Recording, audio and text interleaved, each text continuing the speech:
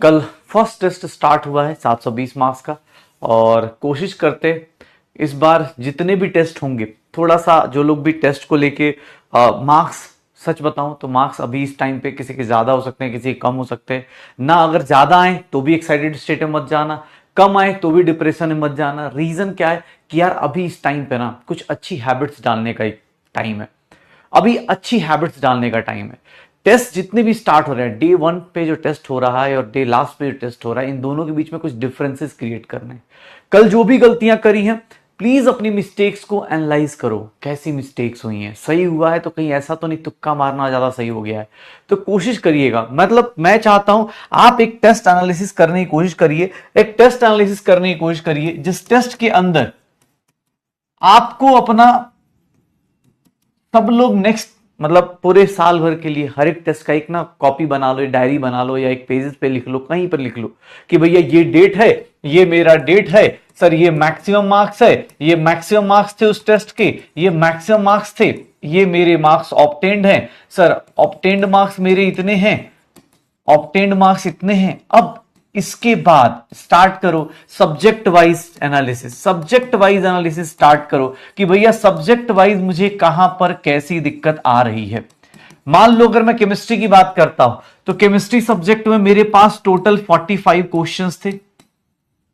Chemistry में total 45 questions थे। उसमें से राइट लिखो कि राइट कितने हुए और रॉन्ग कितने हुए। प्लीज इसकी हैबिट डालिए। अगर राइट हो रहे हैं तो उसमें राइट और रॉन्ग में भी क्लासिफिकेशन होती है बेटा। कुछ लोग तुक्के को ही सही मान लेते हैं, नहीं। अगर सही हुए तो उसमें सही देखो कितने 100% सही थे, मतलब एग्जाम हॉल में कितने आपको पता थे कि ये 100% सही है। राइट में कितने तुक्के वाले थे या फिर हम बोल सकते हैं 50% वाले थे, ये देखो राइट में कितने थे।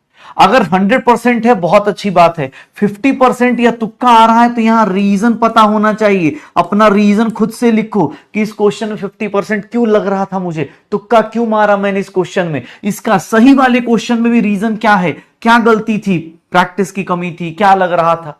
रॉन्ग वाले में देखो कैसी मिस्टेक्स हो रही। रॉन्ग में भैया हड़बड़ी के कारण तो नहीं हो रहा, सर हड़बड़ी के कारण तो नहीं हो रहा, सर सिली मिस्टेक तो नहीं है, सिली मिस्टेक या कैलकुलेशन मिस्टेक्स तो नहीं है कि जिसके कारण मैं मिस्टेक कर रहा हूं, सर क्वेश्चन रीडिंग मिस्टेक तो नहीं है।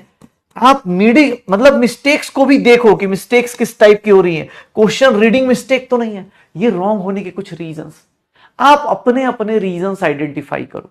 मुझे देखो सीधी सी बात है, किसी के 500 नंबर आए, किसी के 400 नंबर आए, किसी के 200 नंबर आए, इस टेस्ट से ना ही नीट का सिलेक्शन तय होना है। लेकिन जो अपने अंदर कमियों को चेक करेगा, बार बार अपने ऊपर अच्छा क्रिटिसिज्म करेगा, चाहे वो फिजिक्स का हो, चाहे केमिस्ट्री का हो, चाहे बॉटनी का हो, जूलॉजी का हो, जिस तरह की भी हो, सर याद ही नहीं आ रहा था, सर कॉन्सेप्ट ही भूल गए, तो ये छोटी छोटी प्रॉब्लम्स की कॉन्सेप्ट भूल गया था, ठीक है सर, कुछ कुछ भी हो सकता है, तो इन सबको लिखो, फिर अपने ऊपर अच्छा कमेंट पास करो। ओवरऑल कमेंट क्या है, नेक्स्ट टेस्ट में क्या नहीं करना है, ओवरऑल कमेंट क्या है, ओवरऑल आपका परफॉर्मेंस आप खुद से जज करो। क्योंकि बेटा आप ऑनलाइन पढ़ रहे हो तो कुछ चीजें आपको करनी है। ओवरऑल परफॉर्मेंस आप खुद के बारे में बता सकते हो कि मेरी औकात इतनी थी, ओवरऑल परफॉर्मेंस इतनी औकात थी, औकात अपनी इतनी थी, आए कितने, इतने आए, ठीक है, आए कितने, औकात मान लो 180 मार्क्स की थी तो भैया आए कितने तुम्हारे, तो सर 140 आए, तो भैया 40 नंबर कहां गए, उसके बारे में कमेंट करो कि ये कमेंट है, अगले टेस्ट में इसको रिपीट नहीं करूंगा। एक सिंपल सी हैबिट डालनी, सबको सिंपल सी हैबिट डालनी है डे 1 पे। देखो भाई सीधी सी बात है, कोई चिकनी चुपड़ी बात नहीं कि नहीं बेटा ये है वो है, नहीं। अगर गलती कर रहे हो इस पेपर में कोई कट ऑफ नहीं, सीधी सी बात है, रैंक देखो, रैंक कितना आ रहा है, जितना भी रैंक आ रहा है उसको 10 से मल्टीप्लाई कर लो, ठीक है, वो तुम्हारा ओरिजिनल रैंक है। आज के टाइम पे ओरिजिनल रैंक है, सीधी सी बात है। हाँ, जो भी तुम्हारा रैंक आ रहा हो, मान लो अगर तुम्हारा रैंक 500 आ रहा है तो भैया तुम इसको कम से कम 10 से मल्टीप्लाई कर लो, क्योंकि 10 बच्चे तुम्हारे साथ ऐसे होंगे तुम्हारे लेवल पे कम से कम इस टाइम पे जो तुम्हारी तरह सोच रहे होंगे, और अगले साल उसको जब रिजल्ट आएगा उस टाइम पे वो इंप्रूव कर लेंगे। तो कोशिश करिएगा, जो भी सिली मिस्टेक्स हैं, जो भी आपकी हड़बड़ी की मिस्टेक है, ये देखो अभी मैं रिसेंटली किसी को बता भी रहा था, हम ज्यादा अच्छे से अपने आप को जानते हैं। मैं तुम्हें बोलूं कि अरे यार मैं ऐसी वैसी बात है, सीधी बात है, मैं ज्यादा अच्छे से जानता हूं मैं खुद को, तुम खुद को ज्यादा अच्छे से जानते हो अपने घर वालों से, तुम्हें पता है कहां इंटरेस्ट आता है कहां नहीं आता है। अपना क्रिटिसिज्म खुद से करो, ट्राई करो कि मेरा राइट कैसा है, रॉन्ग कैसा है। अगर मैं केमिस्ट्री सब्जेक्ट की बात करूं तो ये मेरा है सर, फिजिक्स में सिमिलरली आप एनालाइज करो, ट्राई करो जितना हो सकता है। पक्का क्वेश्चन लिखने की जरूरत नहीं है, आपके पास पीडीएफ आ जाता है, उस पीडीएफ को आप क्या करोगे, सेव कर लो। आप उस पीडीएफ को सेव कर लो, पीडीएफ आपके पास सेव हो जाता है, या स्क्रीनशॉट रख लो।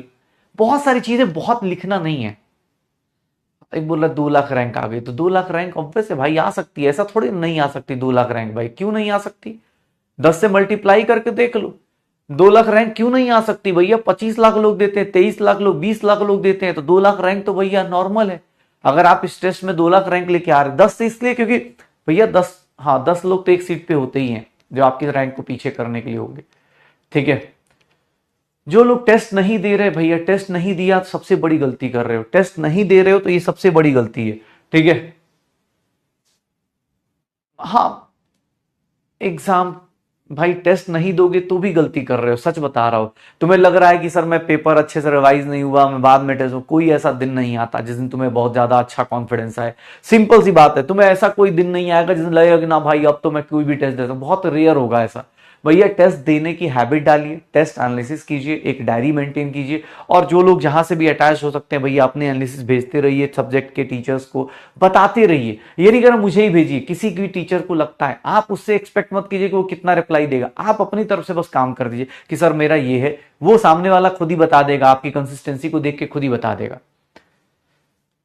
चलो तो शुरू करें। हमारे पास कल का जो पेपर हुआ है, सब लोग एक काम करिएगा, आज एनालिसिस कीजिएगा, फिर आपसे बस पूछ रहा हूं, ठीक है, कि भैया यकीन करिए खुद के ऊपर, खुद के ऊपर यकीन करिए कि आप सही कर सकते हैं। ज्यादा अच्छे से कमेंट करिए, ओवरऑल परफॉर्मेंस आप अपने ऊपर अच्छे से कमेंट कर सकते हैं। जैसे मैं अपने मतलब अपने लिए बहुत अच्छा कमेंट करता था अपने टाइम पे, ठीक है, बहुत अच्छे से सुंदर सुंदर बातें लिखता था, ऐसे अच्छे से लिखता था कि भाई अगर तूने अगली बार गलती करी, हाँ तो भाई साइकिल लेके कोटा के 4 राउंड मारना, ठीक है। ऐसे करके अपने आप को ऑब्वियस से ज्यादा अच्छे से कमेंट कर सकते हो, बेटर कमेंट करो, खुद को क्रिटिसाइज करो, क्योंकि तुम्हें पता होना चाहिए।